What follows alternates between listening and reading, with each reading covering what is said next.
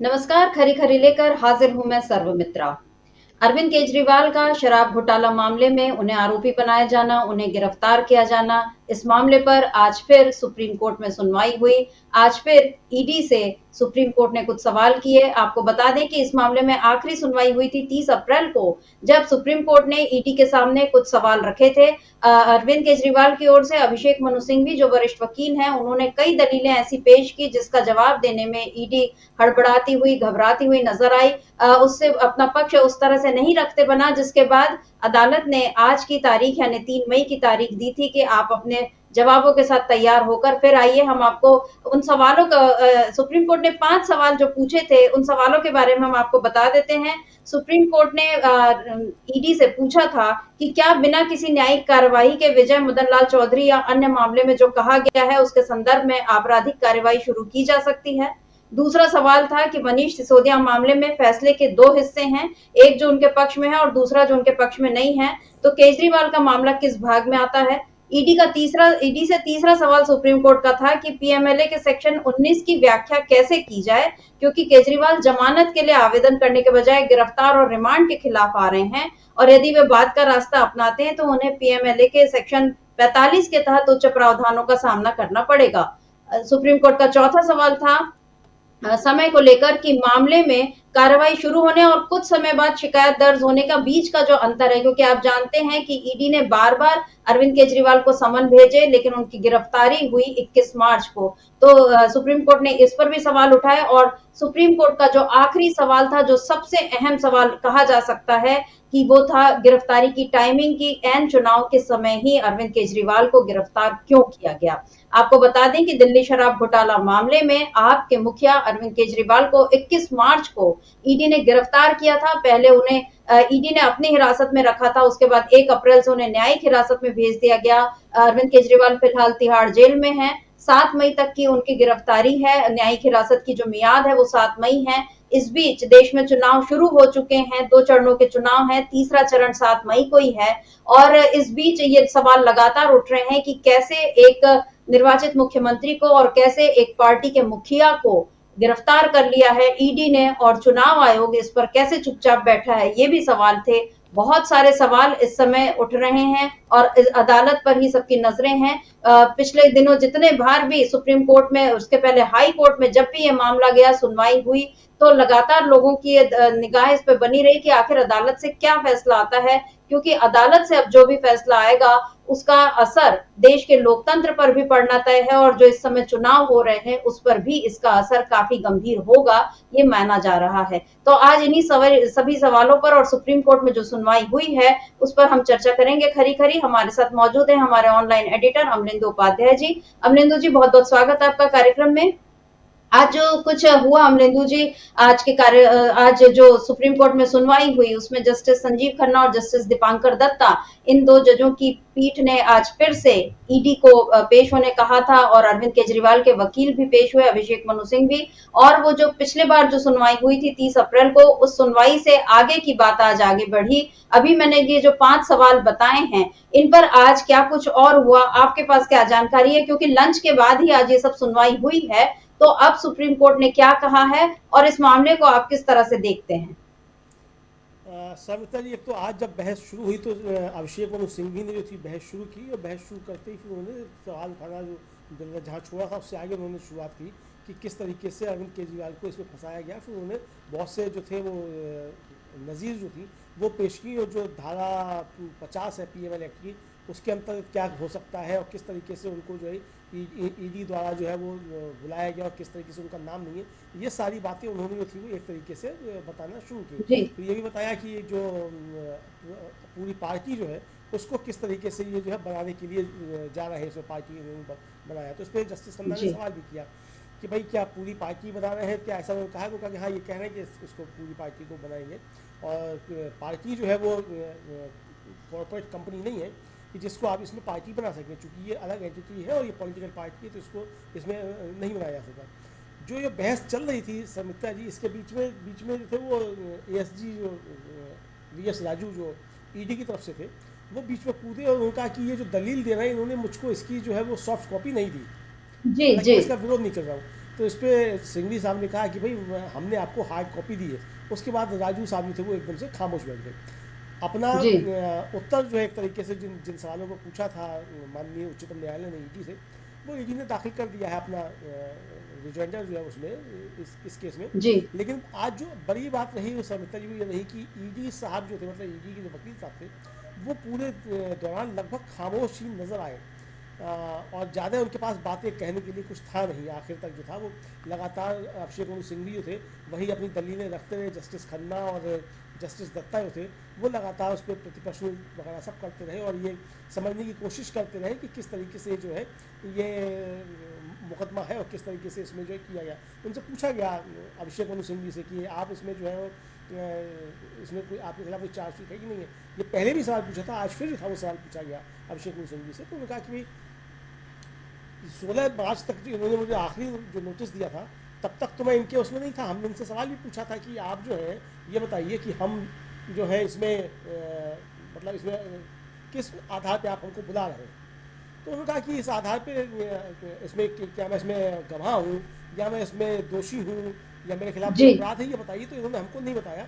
तो मेरी नज़र में तो ये है कि जब इन्होंने मुझको गिरफ्तार किया उस वक्त तक मेरे खिलाफ इनके पास कोई सबूत नहीं था और आज की तारीख तक भी मैं इनके उसके अनुसार जो इनके जो कागजात हैं उनके अनुसार मैं कहीं भी दोषी नहीं हूँ और इनका मैं मुलजिम मतलब नहीं हूँ।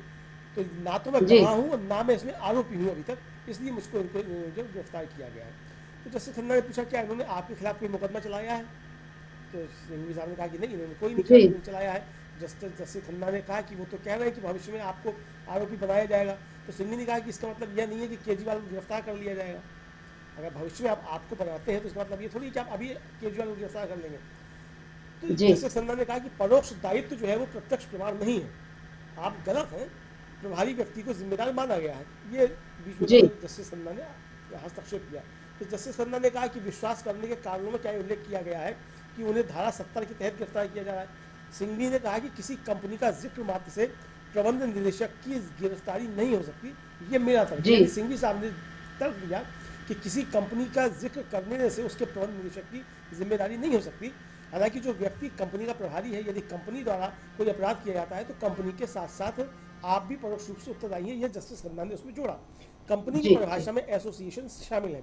सिंघवी ने कहा कि आप राजनीतिक दलों पर विचार नहीं कर रहे, व्यापारिक संस्थाओं पर विचार कर रहे थे जब आपने ये बताया कि कंपनी अगर है। लेकिन ये मामला कंपनी का नहीं है, ये राजनीतिक दल का जो है वो मामला है। बिल्कुल ये उन्होंने जी कहा जस्टिस सिंघवी साहब ने उनसे। जी तो जी ये जी मामला जी हम आपको बता दें, अपने दर्शकों को उनका हम है। बता दें कि इसमें कोर्ट में जो कार्रवाई हुई है उसमें जो सिंघवी ने जो अभिषेक मनु सिंघवी जो अरविंद केजरीवाल के वकील हैं, उन्होंने ये एक बड़ा अहम मुद्दा रखा माननीय जजों के सामने। उन्होंने ये बताया कि पीएमएलए की धारा 70 जो है वो किसी राजनीतिक दल के किए हुए किसी भी काम या हर चीज को उसके संयोजक या अध्यक्ष से नहीं जोड़ सकती है। आप यहाँ ध्यान दीजिए, ये बड़ा इंपॉर्टेंट मुद्दा है क्योंकि अरविंद केजरीवाल को गिरफ्तार किया गया है 21 मार्च को, लेकिन अभी तक ना पहले ना गिरफ्तारी के 1 महीने बाद भी कोई सबूत ईडी उनके खिलाफ पेश कर पाई है। लेकिन उन्हें केवल गिरफ्तार इसीलिए किया गया है क्योंकि जिस शराब नीति के मामले में जिसमें बड़ा घोटाला बताया जा रहा है उसके मुखिया जो हैं अरविंद केजरीवाल हैं, क्योंकि वो आम आदमी पार्टी की सरकार के और दिल्ली के मुख्यमंत्री हैं। आम आदमी पार्टी की सरकार है यहाँ पे और आम आदमी पार्टी के मुखिया भी अरविंद केजरीवाल हैं। तो शायद ईडी ने उनको इसीलिए गिरफ्तार किया है। लेकिन यहाँ पर सिंघवी जी ने एक बड़ा जरूरी सवाल उठाया कि पीएमएलए की धारा 70 किसी राजनीतिक दल के हुए किसी भी काम या हर चीज को उसके संयोजक या अध्यक्ष से नहीं जोड़ सकती। धारा ये जो धारा 70 है ये नॉन रजिस्टर्ड यानी एओपी एसोसिएशन ऑफ पर्संस का नाम नहीं लेती है। और सिंघवी यहाँ पे तो इस पर जस्टिस खन्ना ने पूछा भी है कि क्या आम आदमी पार्टी है, तो उन्होंने बोला ये कोई कॉर्पोरेट यूनिट नहीं है, ये जनप्रतिनिधित्व अधिनियम के तहत रजिस्टर्ड पार्टी है। मतलब ये कॉर्पोरेट वो नहीं है जिसके मुखिया को आपने किसी घोटाले में गिरफ्तार कर लिया। ये जनप्रतिनिधित्व अधिनियम के तहत रजिस्टर्ड एक राजनीतिक पार्टी है। तो आप एक राजनीतिक पार्टी के अध्यक्ष या मुखिया को, संयोजक को आप कैसे गिरफ्तार कर सकते हैं?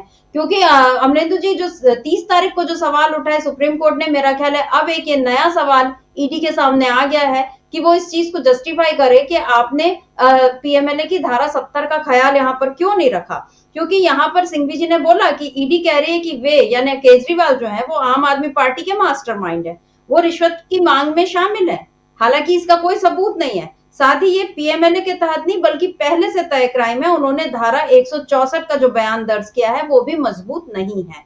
तो ये पूरा मिलाकर अभिषेक मनु सिंघवी ने आज फिर ईडी को फंसा दिया है। अब क्या ईडी अपना बचाव किस तरह से करेगी, क्योंकि यहाँ पर अमरेंदु जी एक बड़ा सवाल ये भी आ गया है, क्योंकि ये भी पूछा गया था कि पिछले बार जब सुनवाई हुई थी तो सबसे पहला सवाल तो जस्टिस का यही था, जस्टिस खन्ना या जस्टिस दीपांकर दत्ता, क्योंकि आपने जमानत के लिए आप क्यों नहीं गए, आप सीधे गिरफ्तारी को गैर कानूनी या गलत ठहराने आ रहे हैं, आपने जमानत की क्या कोशिश की थी। आज जमानत का सवाल जिस तरह से आया है, आप उस पर क्या कहेंगे अमरेंदु जी। देखिए समिता जी, जस्टिस खन्ना ने सवाल पूछा था बहस की जिस दिन शुरुआत हुई थी, उसी दिन शुरुआत ही यहीं से हुई। जस्टिस खन्ना ने पूछा कि हम आपसे मतलब आपने इसके लिए जमानत के लिए अप्लाई किया है कि नहीं किया है। तो सिंघवी साहब ने कहा कि नहीं, हमने जमानत के लिए अप्लाई नहीं किया है।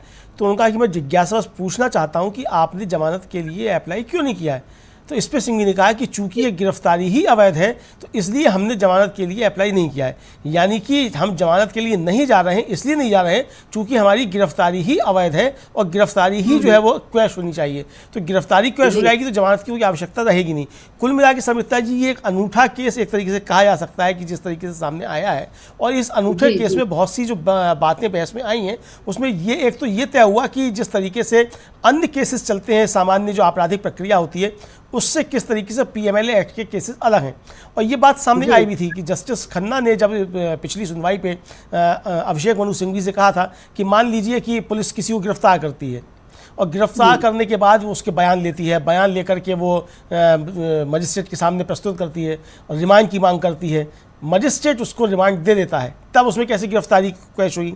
इस पर सिंघवी ने कहा था कि ये साहब आप जो तर्क दे रहे हैं ये तर्क जो है ये सामान्य आपराधिक मुकदमों का है, लेकिन ये जो मामला है ये सामान्य आपराधिक मुकदमा नहीं है, ये पीएमएलए एक्ट के तहत मुकदमा है और इसमें इस तरीके की चीज़ें नहीं हो सकती हैं। इससे फिर जो थे वो जस्टिस खन्ना जो थे वो सहमत हुए थे कि हाँ आप अपनी जगह पे यहाँ पे सही हैं। तो ये चीज़ निकल कर के आई कि पीएमएलए एक्ट जो है उसमें आप इस तरीके से गिरफ्तारी एक तरीके से नहीं कर सकते। इस पर जाकर के सहमत मतलब सुप्रीम कोर्ट जो था वो एक तरीके से कहा जाए वो सहमत हुआ था। और फिर आखिर में जब उसको कहा ईडी को, सुप्रीम कोर्ट की तरफ से कहा गया कि आप अगली तारीख पे आइए तो ये जो 5 सवालों के जवाब लेकर के आइए, उसमें ये बात महत्वपूर्ण थी कि भाई इनकी जो स्वतंत्रता है, स्वतंत्रता से समझौता नहीं किया जा सकता किसी व्यक्ति की, ये महत्वपूर्ण चीज़ है। दूसरा ये कि आपके पास गिरफ्तार करने के कारण क्या है ये आपको बताना होगा। तो ये सारी बातें ईडी को बतानी थी। संजय सिंह की जो जमानत याचिका थी समिता जी, उसमें भी यही हुआ था कि जब उनकी याचिका पर बहस चली तो जस्टिस खन्ना ने ही उसमें पूछा था ईडी से कि भाई आपके पास इनके खिलाफ कोई सबूत है, अगर सबूत है तो आप लेकर के आइए, वरना फिर हम जो धारा 45 है पीएमएलए एक्ट की उसके अंतर्गत हम गुण दोष के आधार पर हम इस पर फिर फैसला करेंगे और हम मंगलवार को इसको सुनेंगे। उसके बाद फिर लंच के लिए उनका कि लंच के बाद हम इसको आते हैं, और लंच के बाद फिर जब ईडी के यही जो एएसजी राजू हैं ये पहुंचे तो उनका कि हम इनकी जमानत का हम विरोध नहीं करते हैं और इनको हम स्पेशल कंसेशन देते हैं। तो वो स्पेशल कंसेशन किस लिए दिया गया था, इसीलिए दिया गया था कि संजय सिंह के खिलाफ भी कोई सबूत ईडी के पास नहीं था, और अगर वो गुण दोष पे जाता तो सारे जो लोग अंदर बंद हैं उस गुण दोष में जो थे वो सारे इसी तरीके से बाहर आ जाते, क्योंकि वो धारा 45 के तहत उस पर जाकर ही सुनवाई होती। आज भी शर्मिष्ठा जी यही हुआ कि जब आगे बहस पर बढ़ने लगी और 164 का जब मामला आया तो 164 के मामले को लेकर के फिर उन्होंने सिंघवी ने कहा कि जो सीआरपीसी की धारा 164 है उसके तहत एमएसआर रुंगटा मतलब एमएस रुंगटा हैं उनके बयान जो थे वो लिए गए, और उसमें मजिस्ट्रेट के सामने जो उनके बयान हैं वो इस तरफ काफ़ी तरफ इशारा करते हैं। तो जस्टिस खन्ना ने कहा कि यह प्रासंगिक नहीं है, मतलब मजिस्ट्रेट के सामने 164 के बयान जो हैं वो पीएमएलए एक्ट में प्रासंगिक नहीं है, जस्टिस खन्ना ने टिप्पणी की। तो इस पर सिंघवी ने कहा कि लेकिन ईडी तो इसी पर भरोसा करती है, 164 का जो बयान मजिस्ट्रेट के सामने है जो जिसके आधार पर अरविंद केजरीवाल की गिरफ्तारी हुई है उस पर भरोसा ईडी करती है, उसके आधार पर गिरफ्तारी की गई।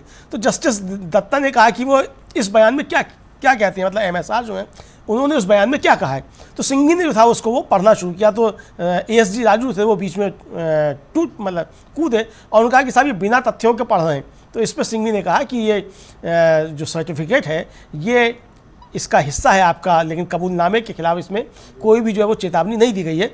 फिर जब वो बीच में टूटे, मतलब उन्होंने हस्तक्षेप किया राजू ने कि ये क्रम से नहीं बता रहे हैं, तो उन्होंने सिंघवी ने कहा कि ये मेरा क्रम जो है क्या हो, मैं किस तरह की दलील दूँ, ये जो है ईडी के वकील साहब जो हैं इसको तय नहीं करेंगे।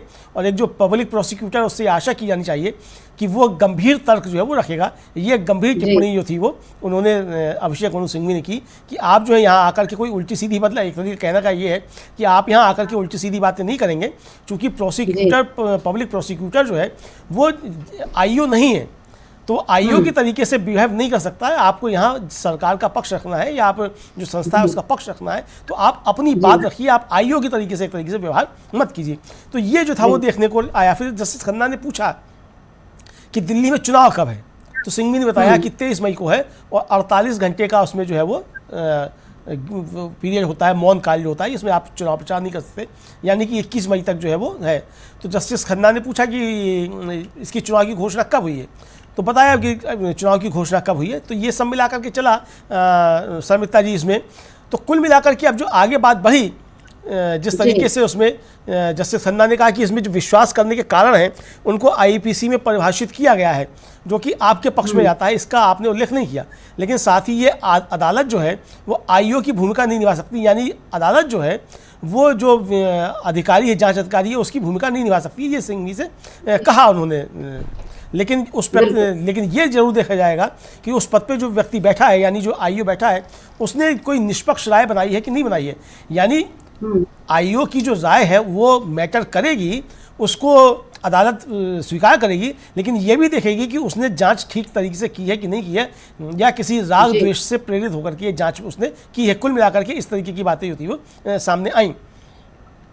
सिंघवी साहब ने कहा कि जो धारा 19 है इसमें 3 वाक्यांश हैं, विश्वास करने के कारण, और सामग्री क्या है, इसमें क्या बरामद हुई है, और क्या इसमें अपराध हुआ है, और चौथा शब्द है मूल्यांकन है, जो कि सेंथिल बालाजी वाले केस में जोड़ा गया है। ये मैं नहीं कह रहा हूँ कि आप आईओ बने, मतलब उनसे कहा अदालत से कि मैं ये नहीं कह रहा हूँ कि आप आईओ बने, लेकिन ये बातें जोड़ी गई हैं और ये सेंथिल बालाजी केस में जोड़ा गया है माननीय अदालत की तरफ से। तो कुल मिलाकर के जो शर्मिष्ठा जी आगे बातें हुई, और एक तरीके से तो समझ में ये आया आखिर में जाकर के कि अदालत जो है वो इस तरफ बढ़ी कि चूंकि ये मामला गंभीर है और इसमें सीधे सीधे चुनौती गिरफ्तारी को दी गई है, तो एक यूनिक किस्म का ये एक मतलब केस है, इस पर लंबी फिर सुनवाई होगी, लंबी इस पर बहस चलेगी। तो चूंकि चुनाव अभी सिर पे हैं, तो अगर अरविंद केजरीवाल चाहें तो इस पे अभी उनको इंटरिम जमानत जो है वो दी जा सकती है। इस पे जाकर के बात जो थी खत्म हुई कि अदालत इस पर तैयार है कि इंटरिम जमानत जो है वो भी दी जा सकती है शर्मिष्ठा जी। लेकिन इसमें एक महत्वपूर्ण बात जो हुई वो ये हुई जी, आज 2 घंटे जो है लगभग सुप्रीम कोर्ट में इस बात पर बहस हुई है, और अभी आप जो जानकारियां दे रहे हैं काफी महत्वपूर्ण हैं, क्योंकि यहाँ पर कानून की और धाराओं की एक एक बारीकी से व्याख्या आज अभिषेक मनु सिंघवी ने की, और अदालत भी अब इस बात को मान रही है कि अगर इस मामले पर हम, ये यूनिक किस्म का मामला है, ये बहुत ही अलहदा सा मामला है, अनूठा मामला है, क्योंकि इस पर ये सीधा सीधा ऐसा नहीं है कि किसी ने घोटाला किया और उस पर शक हुआ और एजेंसी ने उसको गिरफ्तार कर लिया और अब वो जब तक अदालत में है वो है बना रहेगा, जब तक उस मामला चलता रहेगा, ऐसा नहीं है। क्योंकि देश में इस समय चुनाव भी चल रहे हैं और बहुत जरूरी है कि आम आदमी पार्टी को एक लेवल प्लेइंग फील्ड मिले, क्योंकि गिरफ्तारी की टाइमिंग पर भी सवाल उठा। और अभिषेक मनु सिंघवी ने एक बड़ा महत्वपूर्ण मुद्दा आज ये उठाया कि 16 मार्च को आखिरी समन मिला ईडी का अरविंद केजरीवाल को, और गिरफ्तारी हुई 21 मार्च को, 5 दिनों का बीच में वक्त। तो आखिर इन 5 दिनों में आखिर ऐसा क्या हुआ, क्या बदलाव आ गया कि अरविंद केजरीवाल को गिरफ्तार करना पड़ा। तो जाहिर है ये अनूठा मामला है, न केवल इस लिहाज से कि यहाँ पर पीएमएलए की धाराओं का किस तरह से इस्तेमाल ईडी ने किया, ईडी ने ऐसा मामला क्यों बनाया, क्यों उनको गिरफ्तार किया, ये सारी बातें तो है ही हैं। सबसे जरूरी सवाल ये है कि इन सब के पीछे आखिर क्या खेल चल रहा है, क्यों अरविंद केजरीवाल में इतना बड़ा अपराधी ईडी को नजर आ रहा है कि उन्हें 16 तारीख को आखिरी समन देने के बाद अचानक 21 मार्च को गिरफ्तार कर लिया जाता है, जबकि इस बीच देश में आचार संहिता लग जाती है। अमलेंदु जी, इस मामले पर आप क्या कहेंगे? आज ये जो अभिषेक मनु सिंघवी ने 16 और 21 2 तारीखों का जिक्र करके जो बताया है कि आखिर ऐसा क्या बदलाव आ गया? देखिए शर्मिष्ठा जी, पूरा केस जो इसी पे आकर के सिमट गया है और एक तरीके से ईडी की मंशा है उसके ऊपर भी आकर के ये केस सिमट गया कि मंशा आखिर क्या थी। और जो पिछली सुनवाई पे माननीय सुप्रीम कोर्ट ने ईडी को कहा था कि आप आइए अपने जवाब लेकर के और रिवेंजर आप इसमें दाखिल कीजिए, उसमें भी यही था कि जो 5 बातें जिसकी आपने शुरुआत में जिक्र किया कि वो 5 सवाल जो थे ईडी से पूछे गए थे, उसमें यह भी था कि व्यक्ति की स्वतंत्रता, चुनाव किस समय है, और ये भी कहा गया कि ये कह रहे हैं कि आपने चुनाव के समय किया, तो ये टाइमिंग को लेकर के भी माननीय सुप्रीम कोर्ट ने ईडी से सवाल किए थे। और आज ईडी जो था वो बगले झांकता हुआ सुप्रीम कोर्ट में नजर आया शर्मिष्ठा जी तरीके से। दूसरा, आज ईडी को एक ज़बरदस्त तरीके से डांट पड़ी सुप्रीम कोर्ट की तरफ से, और वो डांट शर्मिष्ठा जी ये पड़ी कि जब वो धारा 8 जो थी पीएमएलए की पढ़ रहे थे, एएसजी राजू जो थे, तो उन्होंने ये कह दिया कि मुकदमे में दोष सिद्धि के लिए जो है वो पूर्व शर्त जब्ती जो है वो पूर्व शर्त मतलब है, लेकिन इसमें संलग्नक जो है यानी उसकी अटैचमेंट जो है वो ज़रूरी नहीं है। इस पर जस्टिस खन्ना ने बड़ी जोर से उनको डांटा एएसजी राजू को और कहा कि क्या यह कोई विभाग का मामला है कि कोई अस्थायी कुर्की जो है मुख्य रूप से नहीं की जा सकती क्योंकि व्यक्ति के पास अपराध की आय है। तो आप जो कह रहे हैं उससे सावधान रहिए मिस्टर। इस पर जो था फिर सकपका गए एकदम से एएसजी राजू। फिर उन्होंने कहा कि नहीं, मैं होश में हूँ, मैं बिल्कुल होश में हूँ और दोनों शर्तों को पूरा करना आवश्यक है। यानी जो तर्क दे रहे थे एएसजी राजू जो थे वो एकदम से पलट गए तर्क देते। वो फिर कहा कि नहीं सर, कि जो आप कह रहे हैं कि वो बिल्कुल सही है, मैं जानता हूँ कि दोनों जो है इसमें चीज़ें ज़रूरी हैं। तो शर्मिष्ठा जी, यहाँ जो है इसका मतलब कि ईडी ने स्वीकार कर लिया कि उसके पास दोनों में से कोई भी चीज़ें मौजूद नहीं हैं जिसके आधार पर अरविंद केजरीवाल की गिरफ्तारी की जा सकती थी, जिसके आधार पर अरविंद केजरीवाल की गिरफ्तारी की गई, उसके आधार ईडी के पास मौजूद नहीं है। एक तरीके से एएसजी राजू ने ये स्वीकार कर लिया। फिर हालांकि उसके बाद में कहा उन्होंने जस्टिस खन्ना ने कि ऐसा लगता है कि हम इसको आज कंक्लूड नहीं कर पाएंगे, तो मैं स्पष्ट कर दूं कि हम चुनाव के कारण अंतिम जमानत पर विचार कर सकते हैं। इस पे जो थे राजू बोले कि साहब देखिए, अगर आप ये करेंगे तो देखिए संजय सिंह का मामला देखिए वो किस तरीके के बयान दे रहे हैं। तो जस्टिस खन्ना ने कहा आज हम कुछ कह नहीं है लेकिन हम पूछ सकते हैं, कृपया मंगलवार को तैयार रहिए। दूसरा सवाल है कि क्या केजरीवाल को सरकारी फाइलों पर हस्ताक्षर करने चाहिए। तो फिर राजू ने कहा कि मिलोट इस बयान को बढ़ा चढ़ाकर पेश किया जाएगा। यानी अब एक तरीके से कहा जाए जो ईडी जो है वो अदालत में जो बहस कर रही है वो राजनीतिक बहस कर रही है कि साहब इनके बयानों को बढ़ा चढ़ा करके पेश किया जाएगा। यानी ईडी के वक्तव्यों को एक हार की तरीके से पेश किया जाएगा और अदालत की जो फाइंडिंग्स होंगी उनको जो है केजरीवाल की जीत के तरीके से पेश किया जाएगा। ये खतरा ईडी को नजर आने लगा। इसका मतलब शर्मिष्ठा जी ये है कि जो आरोप लगातार लगाए जा रहे थे और अभिषेक मनु सिंघवी ने भी अदालत के अंदर बाकायदा ये आरोप लगाए कि ईडी जो है वो भारतीय जनता पार्टी के एक तरीके से कहा जाए कि अनुषंगिक संगठन की तरीके से काम कर रही है और ये स्वतंत्र जांच इकाई की तरीके से काम नहीं कर रही। ये आरोप लगातार विपक्ष लगाता रहता है। उसकी एक तरीके से पुष्टि जो थी वो एएसजी राजू के इस बयान से समझी जा सकती है कि उन्होंने इस बात की पुष्टि की जब उन्होंने कहा कि साहब इनके बयानों को जो है बढ़ा चढ़ा करके बाहर पेश किया जाएगा, या संजय सिंह जो बाहर जाकर के क्या बोल रहे हैं। तो ये जिस तरीके से चीज़ आई तो उससे साफ समझा जा सकता है कि ईडी जो है वो किस तरीके से भारतीय जनता पार्टी के लिए एक पॉलिटिकल एजेंडे के तहत जो काम कर रही है ईडी, और एक संवैधानिक संस्था होने के नाते एक जांच एजेंसी होने के तरीके से जो है वो काम नहीं कर पा रही है या नहीं कर रही है या करना नहीं चाहती है, जो भी समझा जाए। ये चीज़ें एक तरीके से बिल्कुल साफ तरीके से सामने आ गई शर्मिष्ठा जी। तो जो 16 मार्च का और 21 मार्च का जो मामला है शर्मिष्ठा जी, वो एक तरीके से सामने आ गया। जिस तरीके से अभिषेक मनु सिंघवी ने आज भी कहा कि भाई 16 मार्च को इन्होंने मुझको आखिरी समन दिया, उसका मैंने इनको लिखित में जवाब दिया। मैंने इनसे पूछा कि मैं इसमें गवाह हूं या इसमें मैं आरोपी हूं, आप किस हैसियत से मुझको बुला रहे हैं। भाई जाहिर सी बात है कि आप अगर मुझको समन दे रहे हैं तो समन आप कह रहे हैं कि हमारे सामने आप आगे उपस्थित होइए। किस लिए उपस्थित हूं, आप मेरा बयान किस लिए लेना चाहते हैं। मैं कोई गवाह हूं इसमें तब आप बयान ले सकते हैं, या मैं आरोपी हूं तब आप लेंगे। अगर मैं गवाह भी नहीं हूं, अगर मैं आरोपी भी नहीं हूं, तो आप मुझको किस तरीके से बुला रहे हैं। दूसरी शर्मिष्ठा जी बात यह है कि जो 21 मार्च को अरविंद केजरीवाल अंतरिम जमानत के लिए, अग्रिम जमानत के लिए हाई कोर्ट गए थे, ये उसके लिए कि इनका समन जो है वो कैंसिल किया जाए और मुझे सामने पेश नहीं होना है। तो ईडी ने जो था वो ये कहा हाई कोर्ट में कि हम इनको गिरफ्तार नहीं करेंगे, हम केवल इनसे पूछताछ करना चाहते हैं। ये ईडी ने अदालत में कहा। ईडी में अदालत के ये कहने के बाद ही अदालत ने अरविंद केजरीवाल की याचिका जो थी उसको खारिज किया और कहा कि आप इनके सामने पेश हुई। अरविंद केजरीवाल जैसे ये आदेश आता है उसके 3 घंटे के बाद ईडी जो है वो अरविंद केजरीवाल को गिरफ्तार कर लेती है उनके घर पहुंच करके। यानी कि 3 जी। घंटे में ऐसे कौन से आपके पास सबूत आ गए, ऐसी कौन सी चीज़ें आपके पास पैदा हो गई कि आप अरविंद केजरीवाल को गिरफ्तार कर लेते हैं, जबकि 3 घंटे पहले आप हाईकोर्ट में खड़े होकर के कह रहे हैं कि हम इनको गिरफ्तार नहीं कर रहे हैं, हमें इनके जो है केवल बयान लेने हैं, हमें इनसे सिर्फ पूछताछ करनी है। तो ये एक बड़ा मसला जो सामने आता है, मुझे लगता है ये तर्क अभी तक नहीं आया है, और शायद सोमवार को मंगलवार को जब इस पर बात होगी तो ये तर्क भी मुझे लगता है कि शायद आएगा कि भाई ईडी जो खुद जो है हाईकोर्ट में उसने ये कहा था, उसके बाद आकर के 3 घंटे में गिरफ्तार कर लेते हैं। तो मामला सिर्फ 16 मार्च का ही नहीं है कि 16 मार्च को समन आपने दिया और हमने आपसे पूछा। सवाल ये भी कि आपने हाईकोर्ट में खड़े होकर के कहा और उसके 3 घंटे बाद आकर के आप हमको गिरफ्तार कर लेते हैं। तो बताइए कि 3 घंटे, उन 3 घंटों के अंदर आपके पास ऐसे कौन से सबूत आ गए जिसपे आपने हमको गिरफ्तार कर लिया, जो सबूत आपने आज तक अदालत के सामने पेश नहीं किए, ना लोअर कोर्ट में जहां मुकदमा चल रहा है राउज रेवेन्यू कोर्ट में, ना हाई कोर्ट में और ना सुप्रीम कोर्ट में। आप अभी तक कोई भी इसमें केस को इसको दाखिल नहीं कर पाए हैं। तो ये सब जिस तरीके से चीज़ें सामने आई हैं, इससे साफ समझा जा सकता है कि ईडी के पास अब बताने के लिए कुछ नहीं है, और निश्चित तौर पर यह केस इस तब बढ़ता हुआ दिखाई देता है। भले ही इसमें बहस लंबी हो, ये समझ में आने लगा है अदालत की रुख को देखते हुए कि ये अदालत भी समझ रही है कि ये मामला पूरी तरीके से पॉलिटिकल मोटिवेटेड है, और इसमें कहीं भी कोई किसी भी तरीके के साक्ष्य जो है वो जो आईओ है या जो जांच एजेंसी है उसके पास नहीं है। ये गलत तरीके से केस को फ्रेम किया गया है।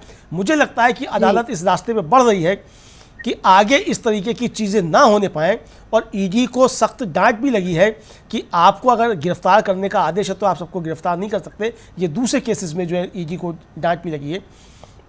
तो ये सारी चीज़ें अब उस तरफ बढ़ती जा रही हैं कि आगे जाकर के ईडी इस तरीके से सरकार के दबाव में जो है इस तरीके से काम ना करने पाए, तो इसमें कोई इस तरीके का फैसला आ जाए, ऐसा मेरा एजम्पशन है कि ऐसा शायद हो सकता है। क्योंकि अगर सुप्रीम कोर्ट ये कह रहा है कि हम इनको अभी अंतरिम जमानत दे सकते हैं और इस पर लंबी भी होगी, चूँकि बहुत महत्वपूर्ण केस है और यूनिक केस है, तो समझा जा सकता है कि इस पर फैसला भी समिता जी यूनिक आएगा, जो कि आगे चल करके पीएमएलए एक्ट के तहत जितने भी केसेस हैं उनके लिए एक नज़ीर भी बन जाएगा समिता जी।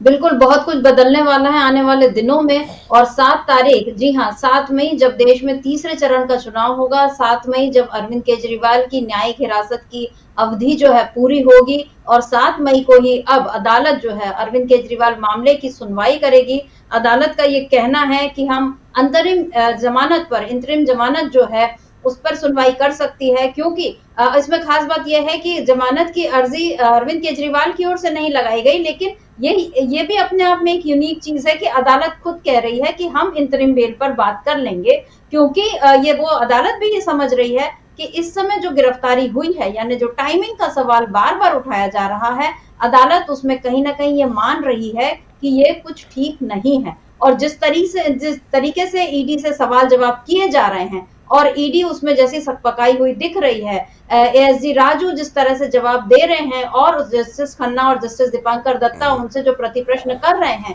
उन सब से ये समझ में आता है कि कहीं ना कहीं ईडी इस मामले में बुरी तरह फंस गई है। और अब इस मामले का जो भी फैसला होना होगा उसमें ये तय है कि ये आने वाले तमाम फैसलों के लिए जो इस तरह से राजनीतिक बदले की कार्रवाई से, जो राजनीतिक बदले की नीयत से जो इस तरह की कार्रवाइयां हो रही हैं, उन सब पर भी इसका कहीं ना कहीं गंभीर असर पड़ेगा, ऐसा मुझे ऐसा लगता है अमलेंदु जी। और अभी 7 तारीख को आपको क्या उम्मीद लगती है, क्योंकि अरविंद केजरीवाल क्या 7 तारीख को बाहर आ जाएंगे? क्योंकि अदालत ने भी अब इस बात को मान लिया कि चलिए इनकी गिरफ्तारी वाली याचिका, यानी अरविंद केजरीवाल तो बार बार यही कह रहे हैं कि मेरी गिरफ्तारी ही गलत है, तो ये जो गिरफ्तारी वाली बात पर तो हो सकता है सुनवाई चलती रहे, लेकिन क्या 7 मई को हम आम आदमी पार्टी की एक और बड़ी जीत होते देखेंगे? क्योंकि जैसे संजय सिंह बाहर आए और माहौल एकदम बदल गया था, अब क्या अरविंद केजरीवाल भी इसी तरह से जेल से जब बाहर आएंगे क्या 7 तारीख को? और अगर वो आते हैं तब आपको क्या लगता है पॉलिटिकल सिनेरियो किस तरह का होने वाला है? निश्चित तौर पर समिता जी मुझे लगता है कि 7 तारीख को अरविंद केजरीवाल बाहर आ जाएंगे, चूंकि ये अंतरिम जमानत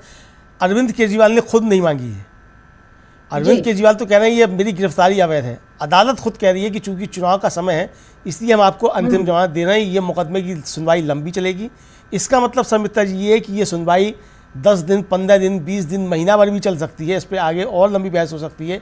इसके तमाम पहलुओं पे चीज़ें हो सकती हैं। जिस तरीके से बात चल रही है धारा 19 पीएमएल एक्ट की क्या है, उसमें बहुत व्यापक चीज़ें हैं, तो धारा 19 को अच्छे तरीके से व्याख्यायित किया जा सकता है। कुल मिला के संमित्रा जी, लगता ये है कि इस खंडपीठ के द्वारा पीएमएलए पे एक्ट को लेकर के बहुत बड़े फैसले इस केस में आ सकते हैं, और हो सकता है कि ये जो है आगे जाकर के रूल्स रेगुलेशन जो है वो ईडी के चेंज हो जाए। जिस तरीके से संशोधन किया सरकार ने पीएमएलए एक्ट में, हो सकता है ये सुप्रीम कोर्ट जो है उन संशोधनों को यहाँ निरस्त भी कर दे। इस तरफ भी ये केस जा सकता है, चूंकि जो संशोधन किए गए उसके तहत ही ईडी को असीमित अधिकार जो थे वो मिल गए कि आप बिना मुकदमा चलाए हुए किसी को जब तक चाहे जेल में रख सकते हैं। आप अगर विरोध कर देंगे जमानत का तो जमानत नहीं मिलेगी। इस तरीके के जो प्रावधान सब उसमें आए हैं, तो वो उन प्रावधानों पे को निरस्त किया जा सकता है। चूंकि सुप्रीम कोर्ट के पास ये अधिकार है कि वो संसद द्वारा किसी पारित कानून को या तो स्थगित कर दे या उसको रद्द कर दे, ये अधिकार है। और इस अधिकार का कई बार जो है वो माननीय उच्चतम न्यायालय ने प्रयोग किया है। तो इसलिए जो कानून में परिवर्तन किए गए हैं ईडी पीएमएल एक्ट में, उसको रद्द भी किया जा सकता है। लेकिन 7 तारीख को अरविंद केजरीवाल बाहर इसलिए आ सकते हैं क्योंकि अरविंद केजरीवाल ने जमानत के लिए खुद नहीं कहा है। माननीय उच्चतम न्यायालय ने यह ऑफर किया है कि चूंकि चुनाव है इसलिए आपको अभी इंटरिम बेल हम दे रहे हैं। इसका मतलब कि इस केस में कुछ ना कुछ ग्राउंड्स जो हैं वो गिरफ्तारी को रद्द करने के वो माननीय सुप्रीम कोर्ट को मिल गए हैं, ऐसा समझा जा सकता है। तो इसलिए केजरीवाल बाहर आ जाएंगे। और मुझे लगता है कि जो पहले सोमवार की बात की जा रही थी, अभिषेक मनु सिंघवी ने कहा कि सोमवार को कर लीजिए, लेकिन फिर जस्टिस खन्ना ने कहा कि नहीं ठीक है हम इसको मंगलवार को करते हो, मंगलवार को आप सब आइए। तो मुझे लगता है कि मंगलवार को इंटरिम बेल जो है वो अरविंद केजरीवाल को मिल जाएगी। सुप्रीम कोर्ट से ही बेल मिलेगी, उसके लिए लोअर कोर्ट जाने की आवश्यकता नहीं है, चूंकि ये बेल का ऑफर जो है माननीय सुप्रीम कोर्ट की तरफ से ही है। तो ये मिल जाएगा। और अगर जाना भी पड़ेगा लोअर कोर्ट में भी तो सुप्रीम कोर्ट के आदेश होगा जमानत का, तब लोअर कोर्ट में जाकर के होगा। तो 7 को नहीं तो 8 तारीख को अरविंद केजरीवाल बाहर आ सकते हैं। और दिल्ली में 25 मई को जो है वो चुनाव है, 25 या 26 जो भी है उसको चुनाव है। तो उससे पहले अरविंद केजरीवाल बाहर होंगे। अब संजय सिंह जैसे ही बाहर आए संमित्रा जी, और उसके बाद जिस तरीके से एकदम परिदृश्य बदला है देश की राजनीति एक तरीके कहा जाए। हालांकि उससे पहले अरविंद केजरीवाल की गिरफ्तारी हुई, दिल्ली में जो रामलीला मैदान में जो रैली हुई उसमें भी परिदृश्य एकदम से बदल चुका था। लेकिन संजय सिंह के बाहर आते ही मामला एकदम से जो कहा जाए वो बिल्कुल बदल गया। और फिर संजय सिंह आकर के जिस तरीके से बाहर दहाड़े हैं, तमाम ऐसे मसलों को लेकर के जो अभी तक आम आदमी पार्टी भी जिन पे बात करने से बचती थी, उन मसलों को लेकर के भी अरविंद केजरीवाल ने जिस तरीके से आकर के बाहर बातें की हैं, अब वो लगता है कि अरविंद केजरीवाल जब बाहर आएंगे तो एक नई ताकत के साथ आम आदमी पार्टी इंडिया गठबंधन जो है वो बाहर होगी। और इसी के साथ साथ फिर हेमंत सोरेन का मामला भी संमित्रा जी वो भी इसी तरफ बढ़ता हुआ दिखाई देगा। चूँकि 6 तारीख जो है सुप्रीम कोर्ट में लगी हुई है कि अगर रांची हाईकोर्ट जो है हेमंत सोरेन के मामले पे कोई फैसला नहीं देता है तो 6 मई को सुप्रीम कोर्ट जो है उसकी सुनवाई करेगा और फिर उस पर कोई फैसला आएगा। तो ये दोनों की तरफ जो है संमित्रा जी बढ़ता हुआ दिखाई पड़ता है कि हेमंत सोरेन और अरविंद केजरीवाल दोनों ही हो सकता है 7 या 8 तारीख को बाहर आ जाएं।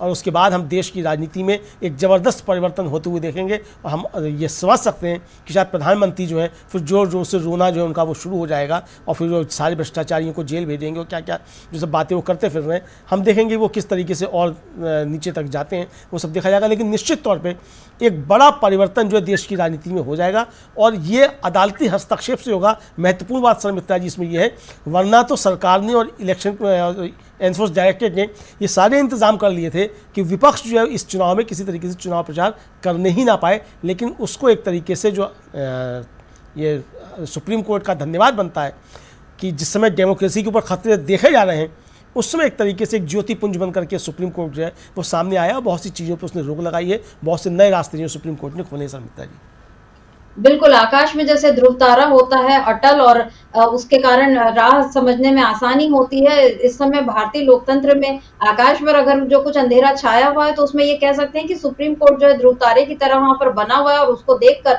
बहुत सारी चीजें इस समय अपनी राह पर पकड़ते जा रही हैं। हमने देखा इलेक्टोरल बॉन्ड मामले पर भी पूरी कोशिश थी सरकार की ओर से कि इलेक्टोरल बॉन्ड की जानकारी बिल्कुल भी सामने ना आए, लेकिन सब कुछ सामने आया। अब उसका बचाव जो है बीजेपी करती रही, मोदी और शाह करते रहे, और उसके बाद जिस तरह से विपक्ष के नेताओं पर कार्रवाई चली, हेमंत सोरेन जेल भेजे गए, अरविंद केजरीवाल जेल भेजे गए, और इंडिया गठबंधन ने भी अपनी रैलियों में इन दोनों के लिए कुर्सियां खाली रखकर ये बता दिया कि आप इनको भले जेल भेज सकते हैं, लेकिन हम इनकी याद लोगों को दिलाते रहेंगे। और इन दोनों की पत्नियों ने भी बिल्कुल बाहर आकर मोर्चा संभाले रखा। और आज और पिछले कुछ दिनों से जिस तरह से सुप्रीम कोर्ट में और हाई कोर्ट में लगातार सुनवाई अलग अलग पहलुओं को लेकर, पहले तो अरविंद केजरीवाल को मुख्यमंत्री पद से हटाने को लेकर ही 2-3 याचिकाएं लग गई, और उस पर फिर आखिरकार हाईकोर्ट को फटकार लगानी पड़ी, बड़ा भी लगाना पड़ा कि भाई अब आप बस करिए, हमने जब एक तरह का फैसला दे दिया कि हम इनको मुख्यमंत्री पद से नहीं हटा सकते,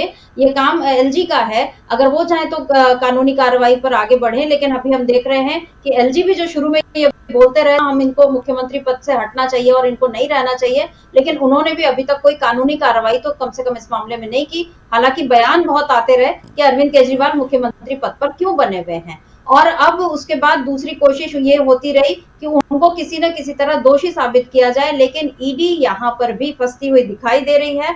हम एक बार आपको फिर वो बता देते हैं जो सुप्रीम कोर्ट ने ईडी से पूछे थे। सुप्रीम कोर्ट ने 3 अप्रैल को ईडी से 5 सवाल पूछे थे कि क्या बिना किसी न्यायिक कार्रवाई के विजय मदन लाल चौधरी या अन्य मामले में जो कहा गया है।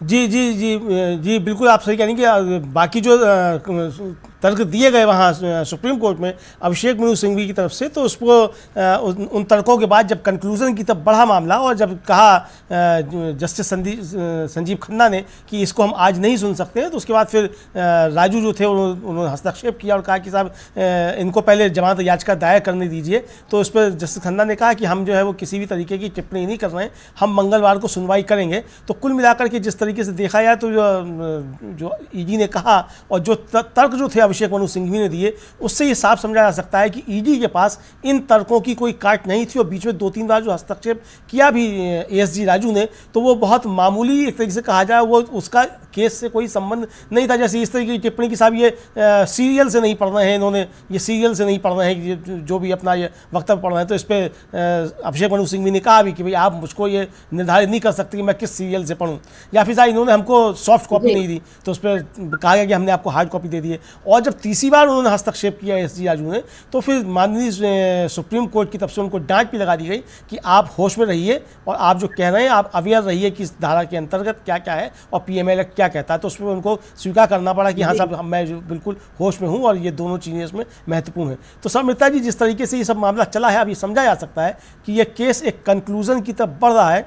7 या 8 तारीख को, मतलब 7 तारीख को सुनवाई है, 7 तारीख को आदेश होता है, तो हो सकता है 7 को ही आ जाए। अगर सुबह सुनवाई होती है तो राउज वेन्यू कोर्ट में जाकर के दाखिल किया जा सकें पेपर्स में, या फिर 8 तारीख को, मतलब 7 या 8 में अरविंद केजरीवाल बाहर आ सकते हैं, ऐसी आशा हमको करनी चाहिए कुल मिलाकर के। और ये केस एक बड़ा यूनिक केस जो है, जैसा कि कहा भी माननीय उच्चतम न्यायालय की एक गंभीर केस है, इस पर बहुत विस्तार से चर्चा करनी होगी। तो कुल मिलाकर के विस्तार से चर्चा होगी तो एक नई तरीके से इसमें चीज़ें खुल सकती हैं, और पीएमएल एक्ट में बहुत सी गड़बड़ियाँ जो हैं उनको मुझे लगता है कि माननीय सुप्रीम कोर्ट के आदेश के बाद ठीक किया जा सकेगा। सविता जी बिल्कुल, आज बहुत बड़ा दिन है क्योंकि आम आदमी पार्टी के लिए, क्योंकि आज अरविंद केजरीवाल के ऊपर जो सुनवाई हुई उसमें कोर्ट की ओर से ही अब ये कह दिया गया है कि अब इंटरिम बेल की ओर बढ़ा जा सकता है। यानी 7 मई को अब जब अगली सुनवाई होगी तो हम ये उम्मीद करें कि 7 मई नहीं तो 8 मई को अरविंद केजरीवाल बाहर आएंगे ही, क्योंकि ये बेल की यानी जमानत की जो बात है ये खुद सुप्रीम कोर्ट की ओर से उठाई गई है। ये अरविंद केजरीवाल ने नहीं मांगी जमानत, वो तो सीधे सीधे अपनी गिरफ्तारी को ही गलत बता रहे हैं। लेकिन सुप्रीम कोर्ट का ये कहना है कि जितने अभी तक सवाल जवाब हुए, जो दलीलें पेश की गई, ईडी की ओर से जो कारण बताए जा रहे हैं उनकी गिरफ्तारी के, और अभिषेक मनु सिंघवी की ओर से जो कारण बताए जा रहे हैं कि ये गिरफ्तारी गलत है, राजनीति से प्रेरित है, इन सब सवालों पर विचार करने के लिए कोर्ट को अभी वक्त लगेगा। कोर्ट ने इसे एक यूनिक मामला माना है, तो ये तय है कि इस यूनिक मामले का नतीजा या फैसला जो भी आएगा वो भी यूनिक ही होगा।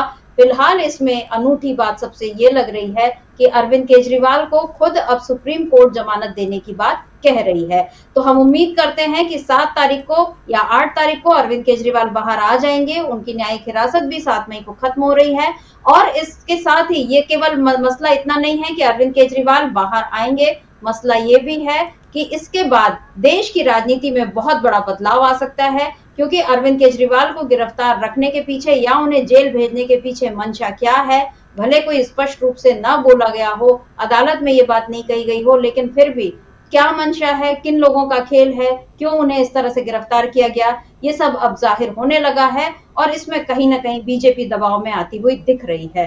आज जो जस्टिस खन्ना और जस्टिस संजीव खन्ना और जस्टिस दीपांकर दत्ता की बेंच ने ये कहा है कि लोकसभा चुनाव को देखते हुए केजरीवाल की अंतरिम जमानत पर विचार किया जा सकता है ताकि वे कैंपेन में हिस्सा ले सकें। तो जी हां, अब अरविंद केजरीवाल आपको शायद तीसरे चरण के बाद चौथे, पांचवें, छठवें और 7वें चरण में कैंपेन करते हुए दिखाई दे।